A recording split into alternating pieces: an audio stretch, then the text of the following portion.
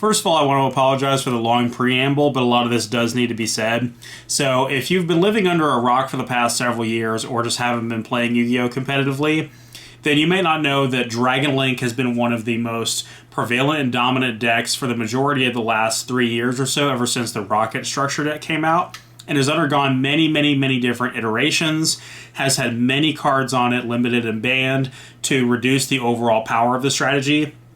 And that meant it was a perfect opportunity for me to finally start playing it, which is unfortunate considering that throughout my history of playing the game, whether it was casually or competitively, I spent a lot of time playing decks that focused around dragons, and not playing a deck called Dragon Link, which was the closest thing to a good stuff deck that we had in modern Yu-Gi-Oh! Was definitely a bit of a shame. The Dragon Link deck always fascinated me because it is just kind of a mishmash of generically good dragon cards that don't inherently go together. Like, there's small archetypes within the deck, such as the Rocket package, but it's not really just one archetype working together in harmony. It's a bunch of little small engines and different generic dragons going together.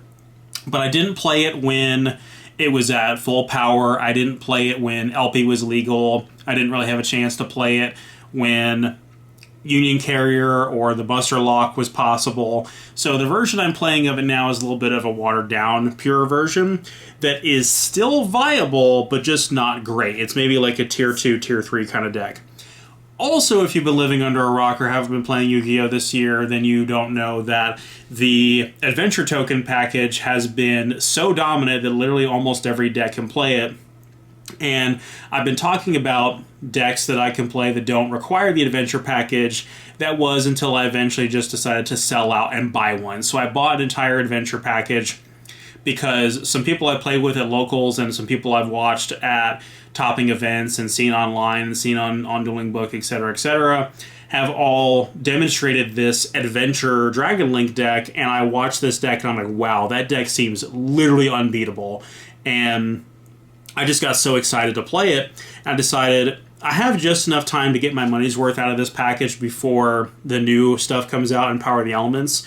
The Splight and Tier Element deck looks very strong, and people are very scared about the possibility that those two decks will power creep our current meta out of relevancy, in which case the Adventure package may not show up as much after that. But I'm going to enjoy it while it lasts regardless. I still think it'll be pretty viable even after the fact, but here goes nothing. So I wanted to do a Dragon Link double feature for you guys today, showing off the pure version of the deck I was playing a couple weeks ago, and the Adventure version I've been playing for the last week and a half or so, and talk about the pros and cons of each version.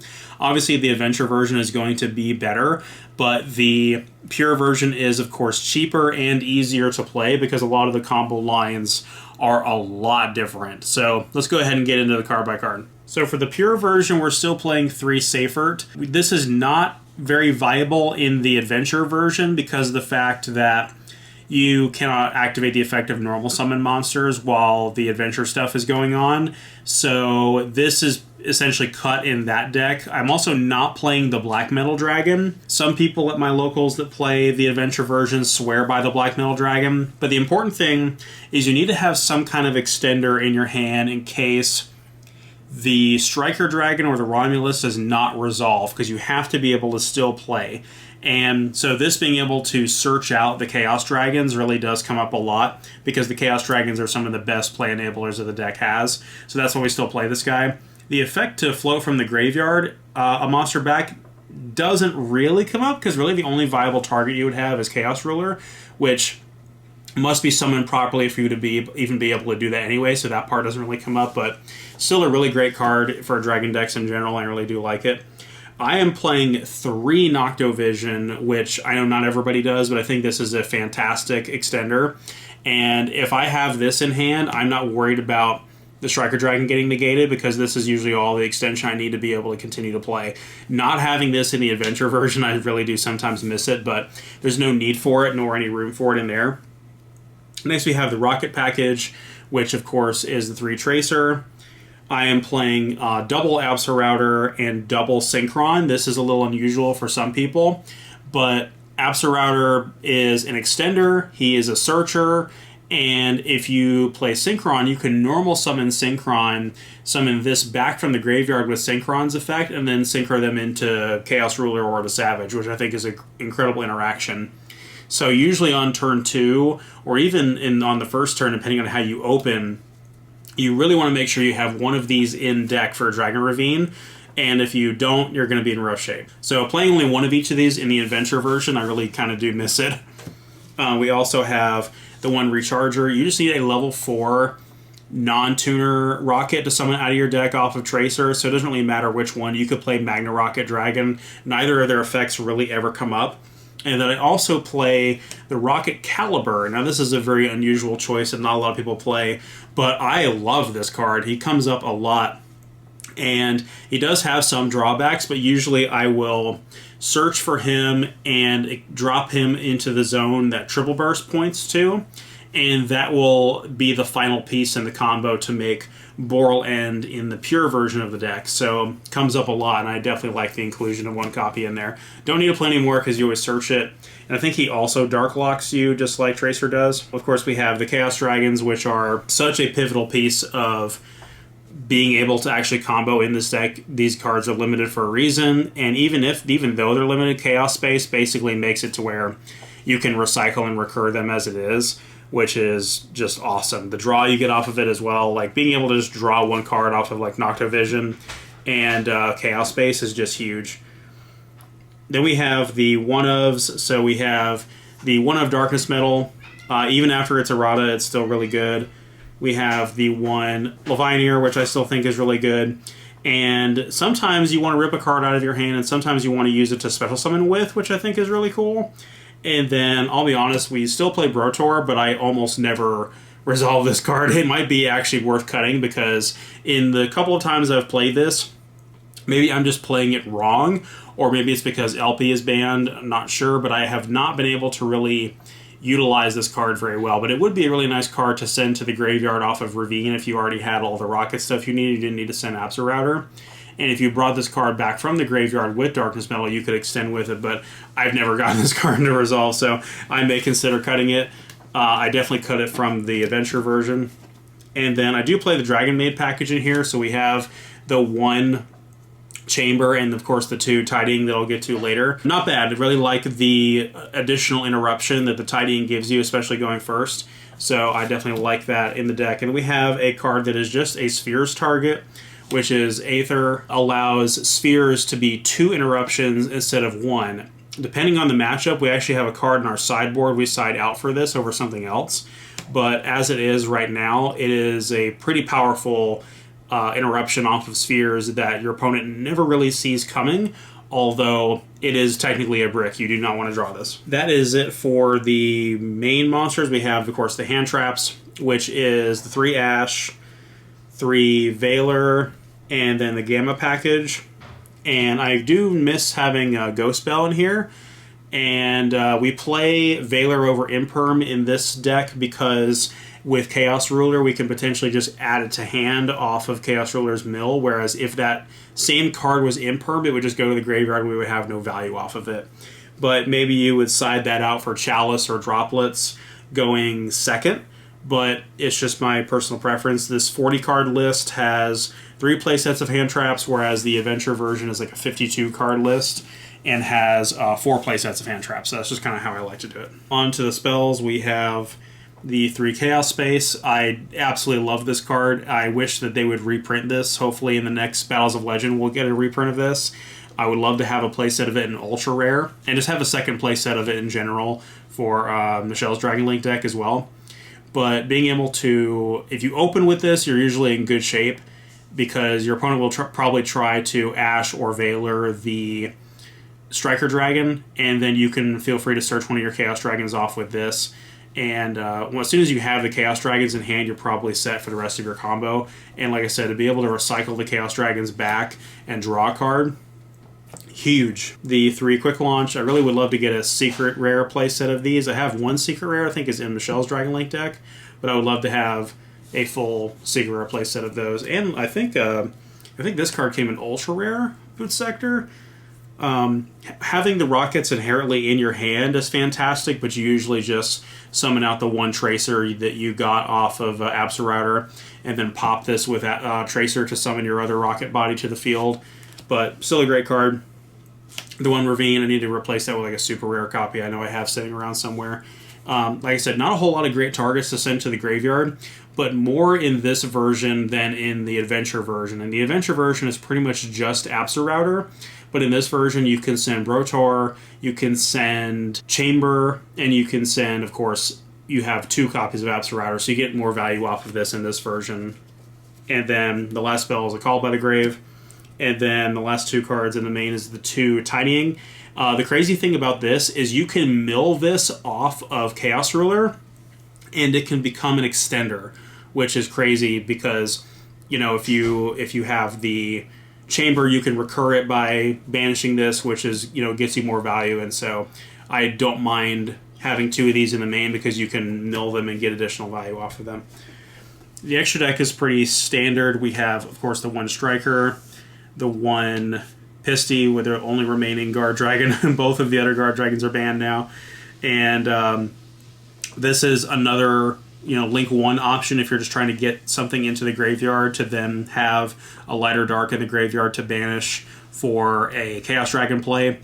You don't often use the ability to bring something back from the graveyard, but when you do, it's usually because Triple Burst is right here. Like, let's say you have Romulus pointing down right here to summon Pisty, and then you make Triple Burst, and so both Pisty and Triple Burst are pointing to the same zone. It's actually a super old combo that we used to do back in the Crusadia Guard Dragon era of like 2019. A long bygone era that I never really got a chance to play very much. The 1 Romulus, one of my favorite cards in the game thanks to Dragoonity, but is still great in this deck. People don't really play the Divine Lance Phalanx line anymore, but that's another potential extender you could add to the deck. I'm actually playing 2 copies of Spheres, only because in a simplified game state, sometimes it's good to just pass on this guy, especially depending on the matchup, but the bouncing is obviously really strong. Being able to access any dragon out of your deck is really strong, and the cards you can summon off of it, like the Aether Dragon, can add even more disruption, like I mentioned. So I think 2 is pretty important for the pure version of the deck, although I do cut 1 for the Adventure version. We have Quad Boral Dragon, which is a frustrating card that I wish I didn't have to play. We don't play it in the Adventure version. The materials to make this guy is specifically dragons and a rocket. So it's two dragons, one of which has to be a rocket, which is a little frustrating because most of the other cards in this extra deck, even Triple Burst, have generic materials, which is a little bit irritating. But you waste a card by doing this. You technically go -1, but you can have him pop himself and summon 2 rockets out of the graveyard, which you can just synchro for Savage if you got your board completely broken, and then on turn 2 you still have Savage in the extra deck. You can bring back your Tracer and your Recharger that you used to make Chaos Ruler, and then make this guy and still be able to actually push forward again into your opponent, which is really critical because this is a combo deck that dumps a lot of its resources into its turn 1 play. We have Needle Fiber, which a lot of people don't even have to play in the pure version. Pretty much the only thing you can summon out of the deck with this is Rocket Synchron. You can't summon Tracer or Rocket Caliber with this because they're level 4, but I still think it's worth it. And then, of course, we have the Masquerena Unicorn, pretty standard. That's another form of interruption, and is pretty generic at that. The Triple Burst, which is essential for making Boral end a dragon. And then we're playing Boral Sword in this version over Access Code because we get Dark Locked a lot of the times as part of a regular combo, whereas you don't have to get yourself Dark Locked in the Adventure version, so you can play Access Code. And then Boral End Dragon, one of the craziest cards I've ever read.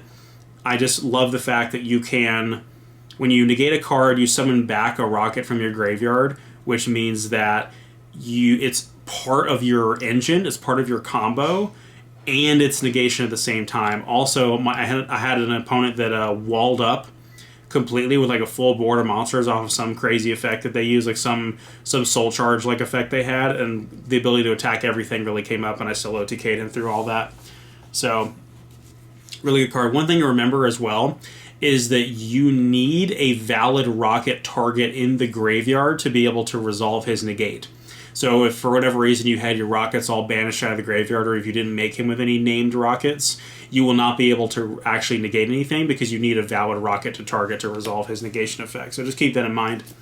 And then the synchros, of course, we have the Chaos Ruler, which is one of the most powerful cards in the deck. Being able to mill gives you access to so many extenders and cards that banish out of the graveyard. And usually you will, get him out and then combine him with a Rocket Synchron to make a Hot Red Dragon Archfiend Abyss.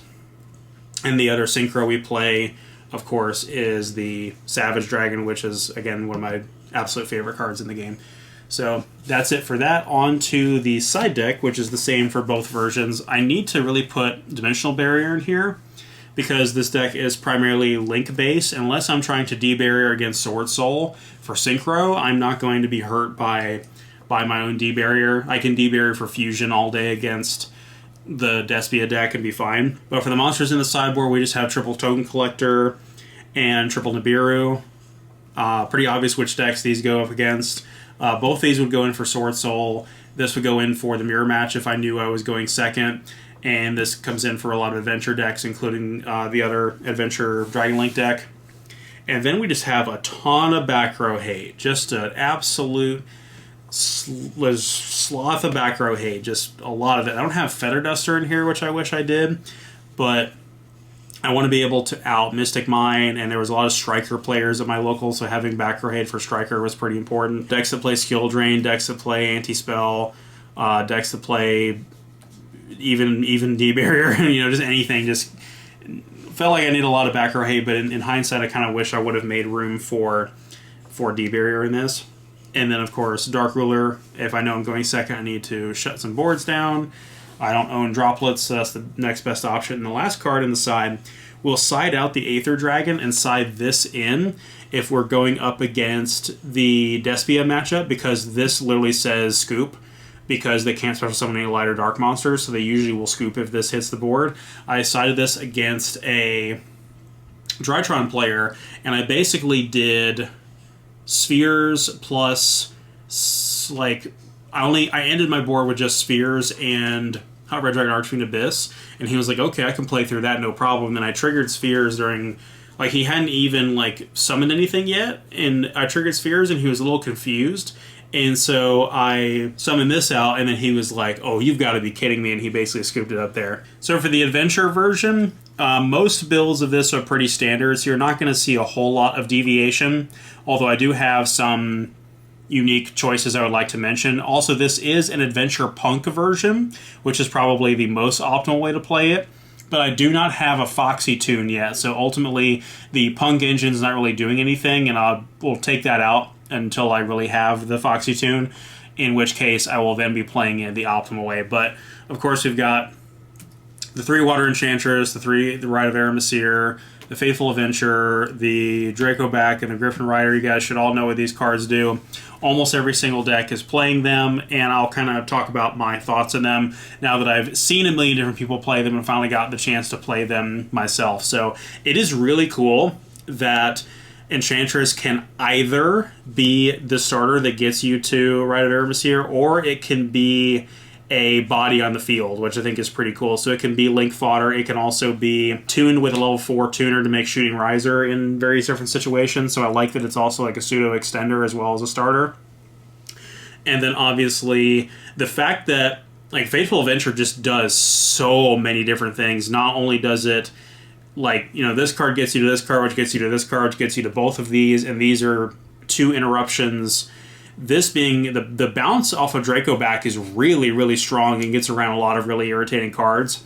And then the Griffin Rider being an Omni Negate that insulates you against a lot of major interruptions before you go ham with your combo is exactly what this deck needed.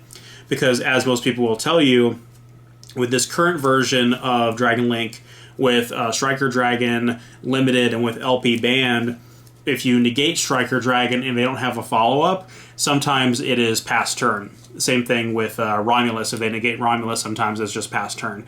So being able to set up this Omni Negate and put a body on the field is extremely helpful in those cases where you have to play through multiple interruptions, and I just think it's really good.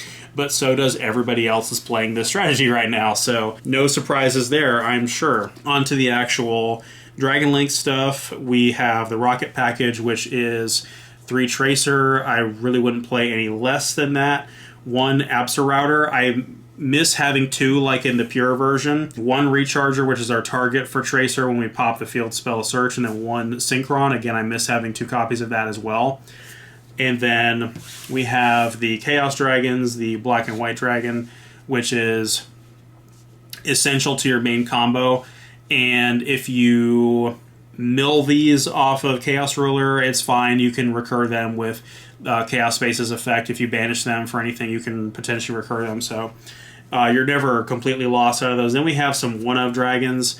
We have Darkness Metal, who even with the errata is still incredibly strong. I almost cut Chaos Ruler from the adventure version, and I decided not to because I still wanted that potential extender, and in a vacuum he's still a beater. He's still a 3,000 body. In this version I'm also playing the Chaos Emperor Dragon, the Chaos Emperor Pendulum Dragon, and this card hasn't come up too much, but it has been very, very, very strong. But if you can't afford this guy or you don't want to shell out the money for one, then don't bother. Especially don't go after the prize card version. Go after the Battles of Legend version, which is still like $30, $40. But he sets himself in your Pendulum Scale. You pay 1,000, you add a Banished Dragon back, which is pretty good considering how much this deck banishes for all the Chaos monsters. We have the small Rose Dragon package. Really helps you a lot in situations where you don't have extenders. Maybe all you can do is like normal summon a tuner and link it with the adventure token and make Needle Fiber, and then you can summon one of these out of the deck and climb further like that. They do come up a lot. And then I have some one-of extenders as well. Destrudo, I drew this card way too often last weekend, but it does come up quite a bit. It's great to see that card off the ban list. Of course, we have Snow, which far too often ended up being a game-winning card, but it also sometimes ended up being my only light in the graveyard for Chaos Ruler, so sometimes I had to banish it, which was unfortunate. You really want to leave it in the graveyard and allow it to be a strong interruption for you instead of letting it get banished, but yeah, bringing this back was a mistake. You know what else was a mistake to bring back off the ban list? Jet Synchron. So not a whole lot of people are playing this, but milling any of these 3 cards off of Chaos Ruler is the best feeling in the world. I think I actually milled all 3 of them one time in a Chaos Space, and I was literally just like, I literally gasped out loud when I saw that I milled these. But milling Jet Synchron is crazy. You do have to discard to bring it back, so it's not quite as good as Glow-Up-Bulb, but it usually lets you turn that Chaos Ruler into a Red Dragon Archfiend Abyss, which is just great. And at worst case scenario, it makes a Needle Fiber, or it is just another body for Link material. And then the Punk package would be the Z-Almond, the Deer Note, and the Foxy Tune. I just don't have the Foxy Tune. I've asked everybody I know. I've looked at 3 different local shops. Nobody has it. I try to order it online. Most of my go-to places are out of stock of it, so eventually I'll get it. I'm willing to pay the $45 or whatever it's going for now. Nobody has it. So eventually I'll get one and be able to play the Punk package at full power. But the Punks are great because they are one-ofs, but none of them are actually bricks. So if you open any of them, it's still good. And there actually was quite a lot of times where I just had to normal summon Z-Almond and try to make Needle Fiber that way, and it worked out. I am playing actually 4 play sets of hand traps in this deck, so I'm looking at 3 Ash, 3 Ogre, which was added over the pure list, and then 3 Veiler and the Gamma package. I drew Driver quite a bit, which I'm told is a skill issue. But in a 52 card deck, I think this is, and I want to bump up those ratios to 4 play sets of hand traps instead of just 3. And so these are the ones I decided to go with. Veiler over Imperm is relevant because it's a light attribute, so being able to add it off of Chaos Ruler is pretty important, whereas if it was Imperm, it would just go straight to the graveyard and you would have no value off of it. And this is a follow-up you have for your opponent's turn. It's also a known follow-up, so there's kind of the psychological aspect of your opponent knows you have it. Gamma was actually crazy. I had a guy who was playing Drytron that completely cleared my board on his turn, and then as he went to, in his main phase 2, set up his board a little bit better, I gammed him and he had to just end his turn there, and I was able to crack back on the following turn. So We play all those hand traps, and I don't think I would play any different ones if I had the choice. Then on to the spells. We have, of course, the triple Chaos Space, which is totally standard. The triple Quick Launch, which is totally standard. Opening any of these is crazy. Also opening the Emergency Teleport is crazy, because your targets for this is, we normally would use this to access the Punk Engine, but even without the Punk Engine, you can access Ghost Ogre and Gamma off of this. So if you need a level 3 or level 2 tuner on the field, your hand traps become extenders, which I think is just extremely powerful. And even if you cut the Gamma because you don't want to draw driver or whatever, if you have the Ghost Ogre in there, you still have a light attribute hand trap. It's a level 3 psychic that can be summoned off of E-Tele, so I think that's extremely important synergy. And then we have all the one-ofs, the Boot Sector. I opened that way too many times in a 52-card deck. The Ravine, which I need to replace with a super rare or a secret rare copy that I have in my bulk. I know I have it. The Basal Rose Shoot, which is searched off of the Rose Dragons, and then the last spell is a Call by the Grave. And I wanted to have space for a Foolish Burial in there. I'm not sure why I don't have one, but this is all great. It wouldn't change anything about this either. The extra deck has changed a little bit more over the pure version as well. So we have, of course, Striker Dragon. Everybody knows what that guy does. It's usually whatever eats all of your opponent's interruptions. Pisty, which does come up with Triple Burst, and sometimes you can bring something back from the graveyard and continue to extend a little bit further with that. Romulus, which I really do kind of wish I had 2 Absolrouters whenever I go into this guy, because the Dragon Ravine dumped the Absolrouter to get your Rocket Tracer as the usual combo there, but usually without that, there's not a whole lot of good things to send to the graveyard except for Destrudo. So Dragon Ravine loses a lot of its value if you don't have, if you have already used your Absolrouter or something like that. So, but obviously still a great card. We only play 1 Spheres in this version of the deck, whereas the other version played 2. We just had to make room for other things. We've got the IP Masquerena, we've got the Needle Fiber, we've got the Nightmare Unicorn. Nothing has really changed there. We've got the Triple Burst Dragon, which is important for making Boral end, and so that's the main reason we play it, is it's part of that combo. We've got the good old access code, and the Boral, the main boss. I don't run Appaloosa in this because Boral really just kind of serves the same purpose, and it's just absolutely crazy how it is able to do extending and negating at the same time, and the two things kind of overlap into each other. It's unbelievably crazy card. And then the Synchros is the one shooting Riser, which we can use in this deck more so than the pure version. The Chaos Ruler, which is the main enabler, and due to the Punk Engine basically being free accessibility to a level 8 Synchro, this guy is being abused in so many different decks, and if it wasn't for the fact that the new upcoming decks are really going to power creep this current format, I would put this guy on the chopping block to get banned, which is a really unfortunate thing. I want to keep him around. And then we have our same 2 end bosses from the pure version, the Abyss and the Savage, and then we have the Baroness added to this version, which does come up quite a bit. This card's win games on its own, and it's just easier to make in this version with all the crazy extenders we play, and the greater likelihood for your bodies to stick around on the board with the adventure package insulating you. And you can do things like Griffin Rider plus a Rose Dragon makes this, if you really wanted to go that route. So yeah, Baroness is crazy in this version of the deck. But yeah, so that's basically it for this double featured deck profile. So I hope you guys enjoyed that. I know I certainly have enjoyed playing both versions of these decks, and even if the Adventure Engine gets hit, I'm still planning to play Dragon League casually. I still think the pure version is good. It's just not as good as it has been in the past. Let me know what deck you guys think I need to play next. I think I need to finally play Branded Despia. I've had the deck for a while at full power, and I need to just actually play it. Let me know what you guys think if I need to put the adventure package into Branded Despia. Most people don't, I think, now. They initially did when the deck first came out. That was really popular, but now I don't think they really do that much anymore. So if that's not the popular thing to do, then just let me know and I'll play it pure. But anyway, thank you guys so much for watching. I'll see you guys next time.